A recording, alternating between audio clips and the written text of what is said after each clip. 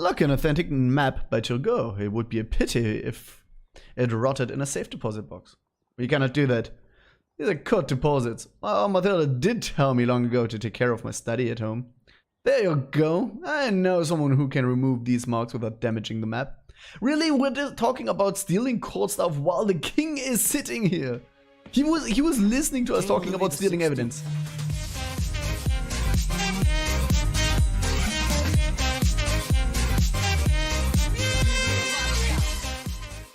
Hello everybody to the second episode of We the Revolution.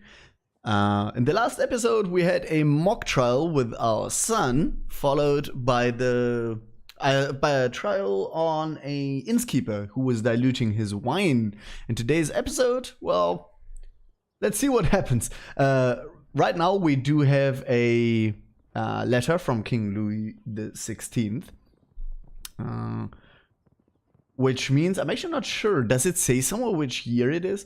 I think it was executed in 93. Spoiler alert. Sorry, spoiler alert. I think it was executed in 1793, if I'm not completely wrong. So we must be still before that. For those who don't know, the French Revolution actually is usually considered as the time frame before Napoleon Bonaparte.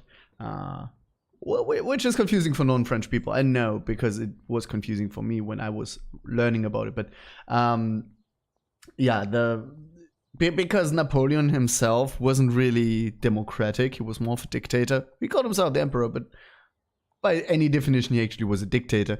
And so the French Revolution, as in the Democratic Republic, actually is considered the time frame before Napoleon took over. So it's approximately the 10-year period between 1790 and 1800. 1805, I think Napoleon became emperor. So yeah, something like that. Again, do correct me if I'm wrong here. I'm not a French historian. Anyway, let's read King Louis's letter. King Louis, sorry. I don't think you say this. Today, the people of Paris commemorate Jacques-Guillaume Simoneau, mayor of Étampes. He was lynched by a furious mob for performing his duties to France. This march symbolized the unity of our society and the hope that the most violent stage of the revolution is past us.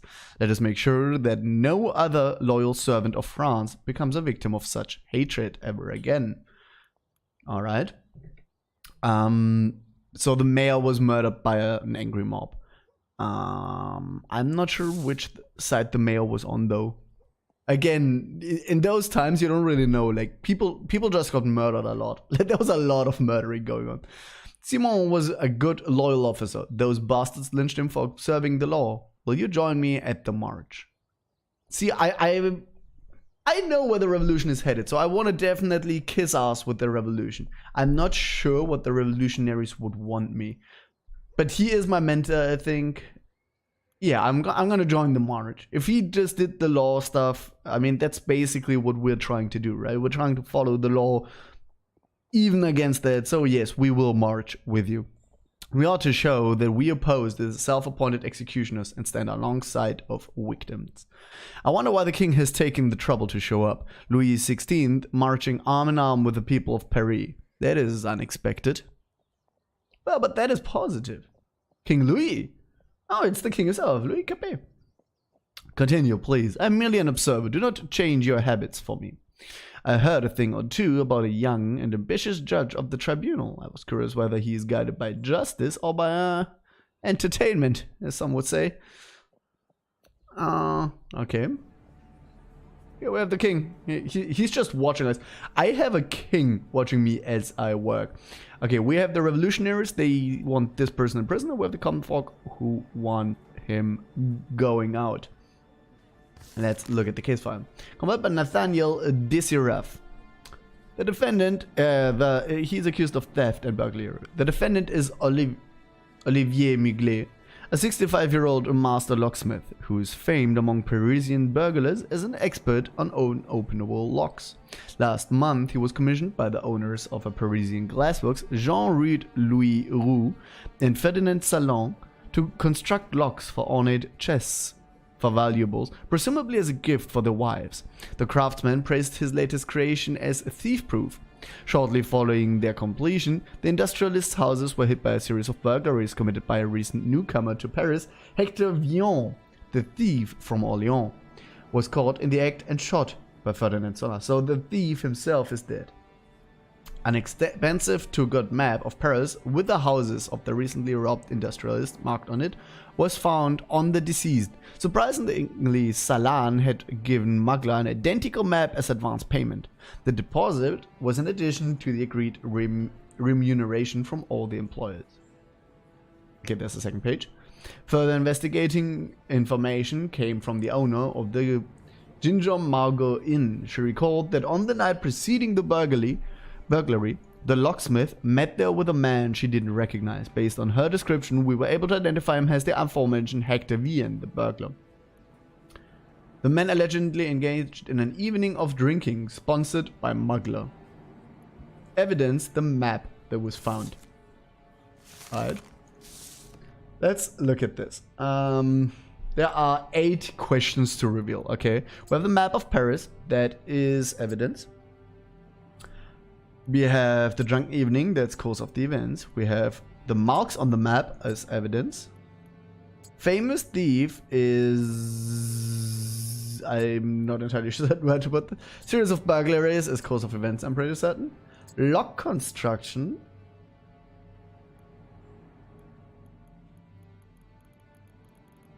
Evidence? Cause of events? Okay. Master locksmith, I'm assuming that it counts as a personality. I don't think that your profession is your personality, but I think that's how it works here. That's also gonna be course of events? No? Who? And the famous thief is course of events?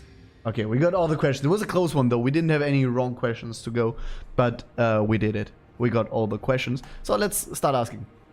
Robbing the bourgeoisie is no crime.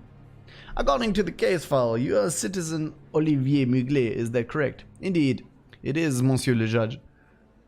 I actually have no idea how to pronounce this. Monsieur le... I'm gonna keep pronouncing it like that. Do tell me how it is actually pronounced. May I have a request? I would like to sit down. I'm an old man, you see. Basic respect for the judiciary requires that it remain standing. Do the names Salan, Rude, and Rue mean anything to you? Why can't I let the old man sit down? Why are you so determined to harass an old man? I'm with this person. They sound like the names of my debtors. Debtors? They are the victims of activities you conducted. You mean locksmithing? You were commissioned by the victims to make chest locks. Who installed them? It was me, naturally, and all in agreement with the contract. My job was to prepare and install the locks, and the employer was only to come and see whether the work was completed and pay, of course. Was the installation carried out at your workshop? No, on site, at the client's property. None of the idlers bothered to deliver the trunks to my workshop, so I had to strain my old legs. Does that mean you knew the addresses of the victims? How else would I get there? Blindfolded on a wagon? Don't get smart on me, Mugler. Did you know Hector Villon? That's the guy that broke in who was shot. This is the first time I've heard that name. That is interesting, as you were seen draining several bottles of wine together at the Ginger Market Inn. Is that a crime? What? It means you met him. No, but the question is, why are you denying it now? Was your drinking spree just a deception for discussing the burglary? Nobody had a drink with introduced themselves as Hector. I didn't plan any heist with a Hector, Victor, or Hugo. I'm a locksmith and I earn good money from it. Burglaries are for vagrants without a job. Do you recognize this map? No, I don't recall ever seeing it before. Ferdinand Salan claims that he gave you this map as advance payment for your services. He claims what? That wicked wretch of a second-rate merchant, he gave me a scrap of paper as payment for making 3 locks. It says it's supposed to be worth more than the 3,000 francs he owes me. 3,000 francs? I'm pretty sure that's a freaking fortune at that time. Like, I'm pretty sure that's like half a castle. Well, I don't think half a castle, but it is an insane amount, I'm pretty certain. An honest laborer is being judged with frauds remaining at large. Silence! So this map does belong to you? It doesn't. Where's the map that you received from Citizen Salan? I lost it, but it wasn't even worth a loaf of bread, so I surely won't shed a tear. But if you have it, maybe you stole it from... But if you have it. Maybe you stole it from me. You better make a note that Olivier Maglet demands remuneration from Rude, Rue, and Salan. Really? He's being a dick to me. I'm sorry, but he's being very disrespectful here. But you're the one who marked the addresses of the three victims on the map. I didn't mark anything. The houses on your clients are marked on the map. I don't know who marked them. Maybe you should ask the person who you found the map on. Maybe the court made the maps and marks and has no memory of doing so. Do you not think there are too many coincidences in your story? You obtain the map, but you lose it, and then it is found on the thief who has robbed your clients. I know nothing of coincidences. I only make locks. That's a bad. I don't trust you, dude. That sounds fishy, dude. How much did you charge? 30,000 francs. 30 some, that is. If you're a master locksmith, you charge that much too. That is quite a substantial fee. Indeed, that's how much it costs to have high quality locks made by a master with nearly 50 years of experience, and those bastards never paid me a single franc. The victims did not pay you the agreed amount. Not a franc. I beat the money right out of them, but I'm too old for that. Okay, so they didn't pay. That might actually be a motive here. Like, maybe he tried to steal the money they owed him. Did you give him the map? With the houses marked. I give nothing to Achilles, Hector, or any other Greek. Run the witness, a citizen Jean Rude. Jean Rude, in the flesh. Will not speak unless called upon. Well, you just called him on the stand. Naturally, of course. Okay, but if that before didn't count, this also doesn't count. You're still speaking. One missing during the burglary. My house was the first one to be robbed, and in my case, it was mostly valuables. At Rue's house, he will not say it himself, and I don't want to go to prison. It was the letters he had exchanged over the years with King Louis. Damn monarchists! Salan did not lose anything. He shot that vermin in the act. That is what he said. What happened to the items he had stolen? That still remains unknown. According to Salan, Hector had nothing with him. Ferdinand suspects he had hidden the other valuables somewhere. Hid the other items before robbing the last house? Strange. That does sound strange. Who goes to 3 houses and after the second house he hides the items before going to the third house where he gets... Maybe Salan shot him and the guy had the valuables, but Salan kept them. Maybe Salan took a little bit of the money here? Look, I said, what are you afraid of? Advance payment in the form of a map, its disappearance, the murder of a burglar, and a lack of payment for services. I want to ask both of these. Both of these are good questions. Advance payment in the form of a map. It all makes for a rather strange story, and a very suspicious one too. I do not... What are you mumbling? If I say something, will I be free? He knows something. Yeah, he does. Please testify what you know immediately. The map was Salan's idea. He told the thief about the advance payment, and we gave to the locksmith and proposed that Hector would steal it. And he did? Indeed, but then the bastard robbed us. Later we were forced by Salan not to pay the locksmith because he sent the thief after us, and that's when it all went down the drain. Wait. But then the bastard robbed us. Then we were forced by Salan not to pay the locksmith because he sent the thief. So he still sent the thief? That's for you. He fooled them all in one fell swoop. Sounds like Citizen Salan had everything planned. However, there is no evidence to support the claim. Perhaps it is Citizen Rude that is plotting against the partner and he wants to frame him. And Vian is dead, so we'll not be able to shed light on any of this. Okay, but that makes it sound like he's innocent. If I was younger, I'd give that Salan a drubbing. The pig, the good-for-nothing lying bastard. Please restrain yourself. The testimony of a witness is still not evidence, neither of Citizen Salan's guilt, nor of your innocence. You are one of the best locksmiths? Did you tell Victor how to open? Okay. One of the best locksmiths? Should deny for modesty's sake, but I will not. It cannot be true, though, as a random thief from Orléans was easily able to open your locks. Well, then he must have been one of the best thieves in Orléans. Let's be serious, Monsieur the Judge. Every lock can be picked with the right talents, even my lock. Well, did you tell them how to open the trunks? Understand what you're implying, but consider this. If he sold the secret of my locks, then my business would be over. Word spreads fast among thieves. That is a good. That's a good point. So to me, it's a bit of a toughie here because actually the only thing we have going is that one witness who flipped. But to me, it does sound like Salan is the bad guy behind all of this. He got cheated out of his 3,000 francs. I think we should let him go. The jury agrees that we should let him go, as does the common folk. The revolutionaries want him locked up. I'm actually not sure why the revolutionaries want that. But yeah, the common people want him gone, free. The jury thinks he's innocent. I think he's probably innocent. Ooh, we do have good effects. Nice. This is, by the way, where I can read up on what people said. Sure, I say we let him go. I say we declare this person innocent. Oh, we can be removed from office. Oh, we can be murdered. Let's be careful then. Let's be careful. Both of them sound rather unpleasant. But if in question, I think I'd rather screw up with the revolutionaries than the common folk. You know, I'd rather be jobless than murdered. The verdict is not guilty. Lead the defendant away. Bravo, Mugler! Away with the bourgeoisie. To be honest, this does bear the marks of social justice. They would not pay him, so he had them robbed. There is balance here. I'm not sure if he had them robbed. I'm not sure. And see, I'm saying innocent until proven guilty. And to me, that does seem like he was rather innocent. It was all Salan's idea. So I'm willing to let him go. The revolutionaries hate my guts now. -6 comfort +5. That's a heavy blow to the revolutionaries. Anyway, let's go next then.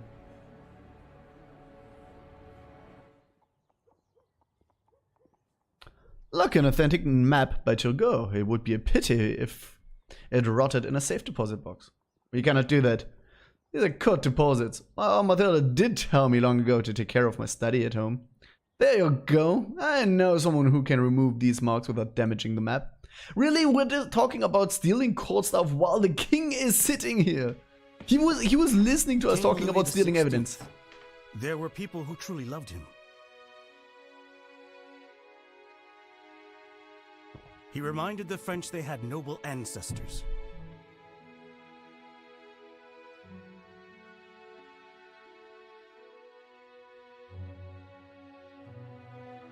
Do not be manipulated by people who are not bearing the burden of responsibility. Tell that to my wife. This saddened me. Someone had advised him to say that. Someone who was well aware of the cold, inevitable wind of change.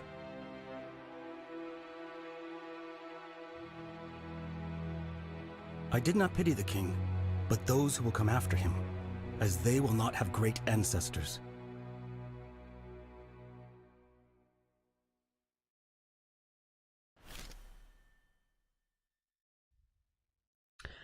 One of us, gobble, gobble, gobble, gobble, one of us. I'm sorry. Frenchmen marched in the streets of Paris side by side, one line after another, to commemorate Jacques-Guillaume Simenon, mayor of Etampes. He was murdered by a furious mob, punished for a law he did not enact but was obliged to observe. Freedom of speech killed him. If we understand this as the right to cast stones to show one's discontent, the right to murder people because you deem them responsible for your miserable life, surely the people of Paris would prefer if we said that nothing happened. The common folk hate me even more, but the revolutionaries like me slightly more. This is always out of balance. I keep dropping in the ranking with both of them. I need to be very careful there. Like, you saw the last one, we gained +5, but -6, and the same here. Like, our total keeps going down. Your son is rather good with the viola. He is both talented and enthusiastic. I would prefer that he was as enthusiastic about the law books I give him. Maybe his destiny is to become an artist, not a lawyer. Mother likes to hear me playing, and there is nothing more boring than law. See, he would rather let his career rely on the humors of people. There are many ways to rescue France. Believe me, our country desperately needs something to ennoble it. The power is in the hands of simple, illiterate people. Let him rescue their souls with music. It is better than boring laws and clauses. See what you're doing? You're spoiling my child. I do not have my own children to spoil, so I'm focusing on yours. Speaking of which, oh, no. What do we do today? Simono, after various important events, you may find yourself with an action forced upon you. On this day, you become the victim of your own decision. You cannot change this. Oh, this is you attempt to parade in memory of the lynched official. Okay, I guess. Daddy actually likes that. But my wife goes like, this is not me. How dare you do something that's not directly related to me? How dare you? So yeah, that happened. Our son, he took it with pride, I think. That is our new symbol of freedom. You can still smell the fresh wood. Not for Do you long. feel It will free smell looking like at it? blood now. Individuals like us do not need symbols, but France does. Did you hear the news of the day? People are running around like headless chickens and yelling about Louis and his entourage escaping Paris. So, we will not be enjoying the aroma of fresh wood for long. Monuments like that are not installed solely for the purpose of punishing thieves or lesser aristocrats. Do you think it wants to taste royal blood? Louis's flight was a stupid move, yet it seems it was planned. One of us will sacrifice him. That is, if they catch him. Is that why Louis visited us at the court? To manipulate us? Maybe deep in his heart he felt what the builders of the guillotine did. That someone has to be exposed as a traitor, even if there is none.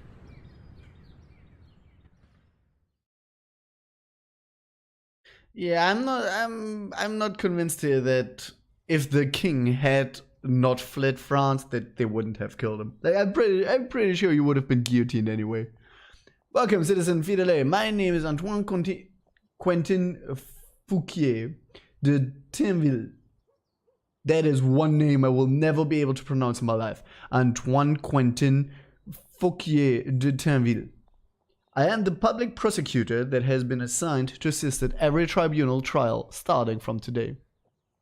I should warn you that I am uncompromising, although I hope that we quickly find common ground. And I have bad news, the construction of the guillotine has been finished. We may begin using it today.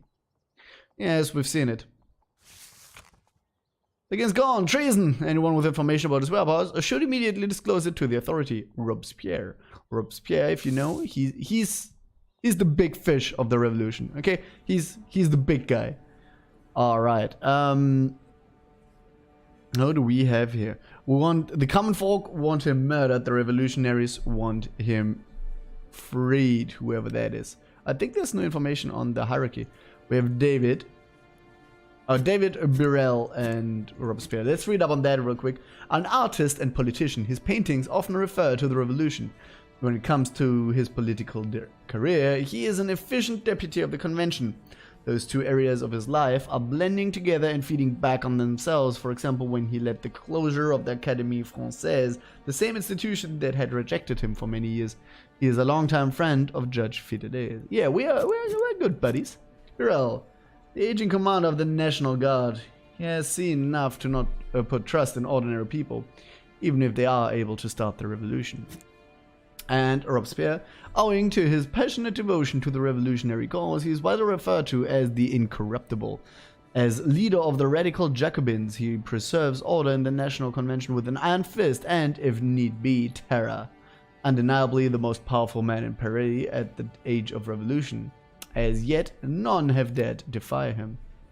Who might that be that defies him? Who possibly could that be? Let's look here. Pour papa? Victorieux! For daddy! Victorious! That is, look at us triumphing over evil. Our little kid, I think he got us pretty good. We still got a good relationship with him. Everyone else in our family doesn't, though. Our next one, we now have to fill out the report. I think that's what he basically does. Like, basically, that's how the game checks if you read it before you give a verdict. So basically, at the end of it, what are the defendants confirmed? Political attitudes of what the fines. Yeah, basically, we have to ask everything so we know everything about the case, and then we can fill in the rapport. I think that's how it works. However, we are at 25 minutes, so not to cut it off in the middle of this, I think we're gonna call the episode a close here. I hope you guys enjoyed it so far. I definitely do. There will be many more episodes, and I hope you will join me on day 3 of this in our 3rd episode. Have a good one, everybody. Bye bye.